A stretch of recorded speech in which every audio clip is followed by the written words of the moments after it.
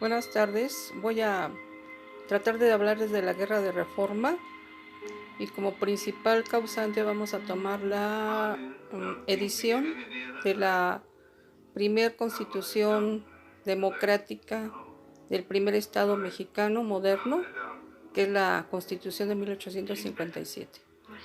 Podemos saber un poquito acerca de este documento y por qué se tuvo que editar cuando en 1853 Antonio López de Santana, que gobernaba aún el país por 11ª vez, se hacía autonombrar Alteza Serenísima porque ya no era una persona que tuviera en realidad conceptos democráticos, sino era una persona monárquica, imperialista, y que lo que ostentaba o quería era realizar pues una dictadura.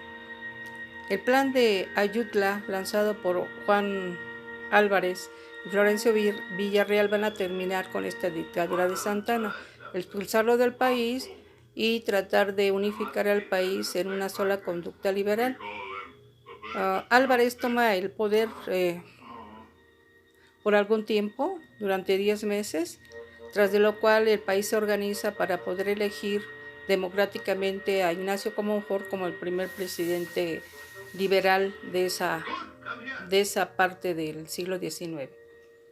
Ignacio Comonfort va a ser un presidente obviamente liberal, con ideas avanzadas, que en el gobierno de él se va a poder editar, se va a poder dar a conocer la Constitución Liberal del 57.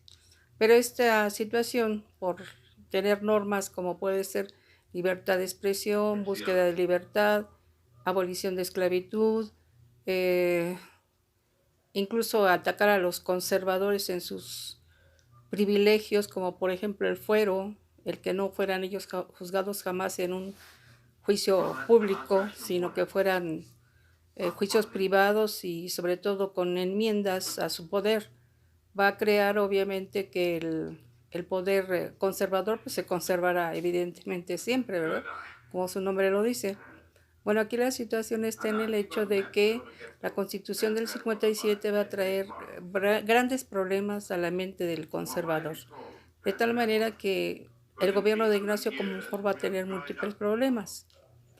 Benito Juárez, que es el jefe de la Suprema Corte de Justicia, así elegido por Ignacio Comonfort, va a ser quien edite una de las leyes que más problemas va a causar, la Ley Juárez, en 1855, en la cual se dice que las propiedades que se encuentren en manos de personas que no las hagan producir, que no las hagan activarse, desarrollarse, pues serán incluso quitadas por el propio Estado, lo que llamamos nosotros ley de manos muertas. También se edita el año siguiente, 1856, la ley Lerdo. En esta ley obviamente se habla de la educación, que la educación debe de ser impartida por el Estado, volviéndose laica, no haciéndose captura de todo ello. Bueno, estamos hablando ahorita oralmente de ello, pero obviamente pues existen documentos que hablan lo que estamos corroborando.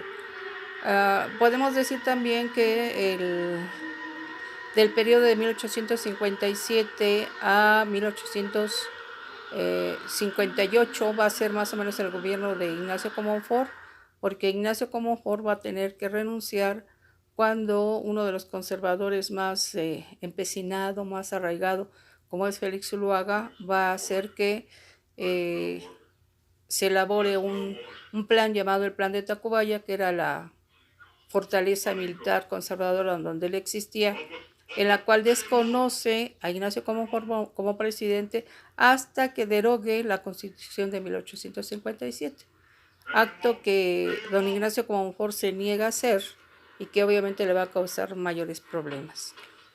Aún así se conserva durante un año más o menos en el poder, pero no va a llegar a equilibrar entre una fuerza y la otra su gobierno, teniendo que huir del país porque ya lo persigue fuertemente como Zuluaga, y entonces al quedar pendiente la presidencia, vacante por decirlo así, o sea, sin lugar, sin ningún nombramiento, La misma Constitución del 57 dice que cuando el presidente muera o se ausente, le sustituirá el jefe de la Suprema Corte de Justicia. Ya se había derogado la vicepresidencia, como pasó en el caso de la Constitución de 1824.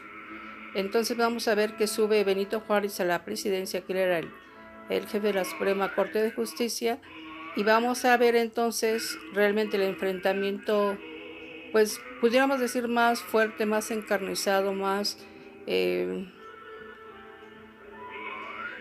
fuerte, más debilitamiento del poder mexicano entre fuerzas conservadoras y fuerzas liberales. Tanto es así que de 1858 hasta 1860 va a librarse batallas continuas en donde primeramente van a ganar los conservadores y después viene la recuperación a partir de 1859 a 60 de las fuerzas liberales. Esto culmina en la batalla de Calpulalpan en 1860, el 22 de diciembre, y para el 11 de noviembre de 1861 las fuerzas liberales pueden entrar a la Ciudad de México triunfantes porque han recuperado el poder y han recuperado el gobierno.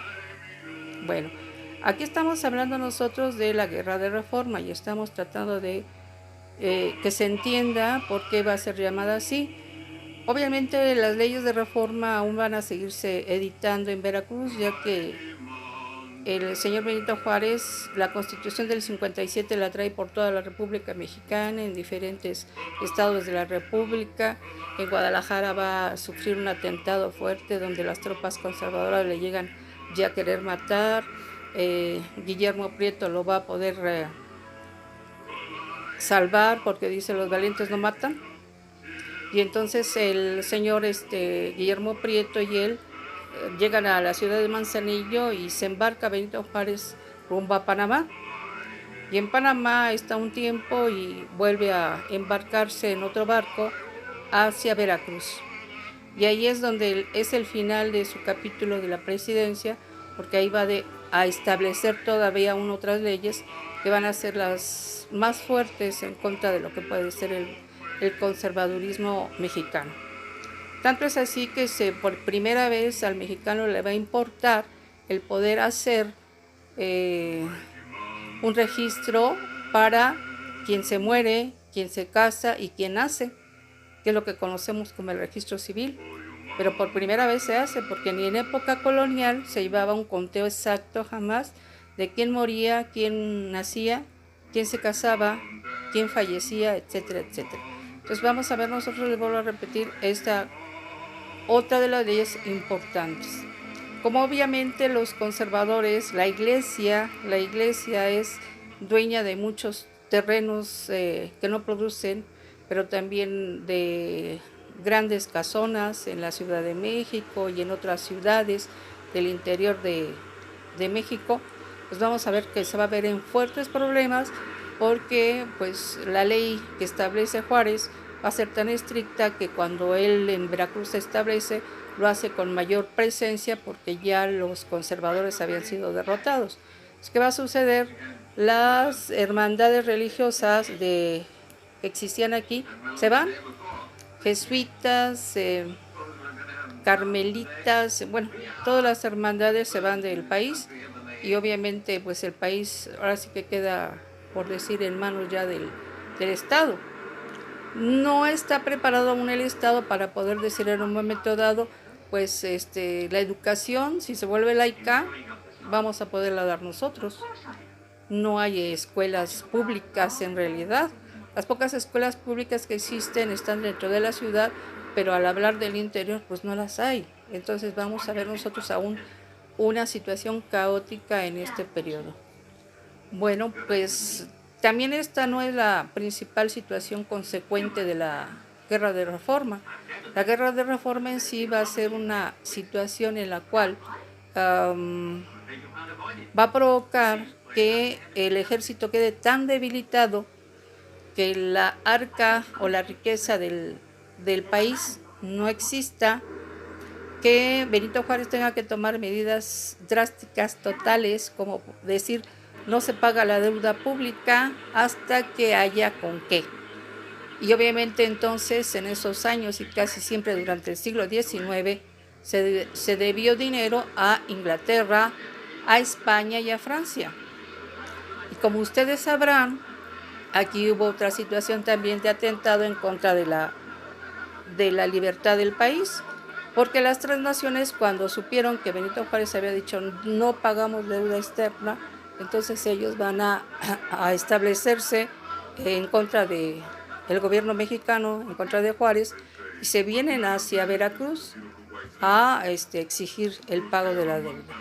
Y obviamente pues Juárez no lo va a poder hacer. Entonces manda a don Manuel Doblado a que se entreviste en Jalapa, Veracruz, con los principales jefes militares de estos tres países, y Inglaterra como España, como ustedes lo sabrán, se retiran y dicen sí, esperamos un tiempo a que nos puedas pagar, pero Francia dice no, a mí me pagas, porque había habido un conflicto anterior, como ustedes recordarán, la Guerra de los Pasteles, en la cual también Francia nos salió triunfadora. Se pagaron por allá 700,000 pesos, que hablar de oro y de plata en esos años pues era muchísimo, muchísimo dinero. Bueno, vamos a ver nosotros entonces que al no retirarse las fuerzas francesas de nuestro país, pues lo que va a suceder es que nos invaden, y al invadirnos, al quedarse por aquí la invasión, ganarlos en las batallas, la primera gloriosísima del 5 de mayo de 1862, que don Ignacio Zaragoza va a llevar a las tropas mexicanas al mayor triunfo en contra del mejor ejército del mundo, entonces, así dicho, y vamos a ver nosotros que se visten de gloria las tropas mexicanas, pero sin mayor situación, porque la siguiente batalla se pierde y hasta que definitivamente los franceses toman el territorio mexicano. ¿Qué viene después? Pues una consecuencia más, el gobierno imperialista de Maximiliano de Habsburgo, un gobernante extranjero, y que estábamos llenos de luchas anteriores de eso, y que nuevamente vuelve a caer en nuestro poder este tipo de situaciones. Y eso va a suceder de 1862 a 1867. Y pudiéramos abundar un poquito más, comparar un poquito la Constitución del 57 con la Constitución del 17, que ya van a ser dos cosas muy, muy semejantes, no como la del 24, que aún tiene muchos privilegios para los conservadores, sobre todo el uso de fuero, el uso de tribunales especiales para ser juzgados las personas que fueran conservadoras, que fueran nobles o que tuvieran riqueza, y no una persona pobre, una persona ignorante, una persona del pueblo, del país. Entonces, son cosas que debemos de tomar en cuenta y que debiéramos de crear.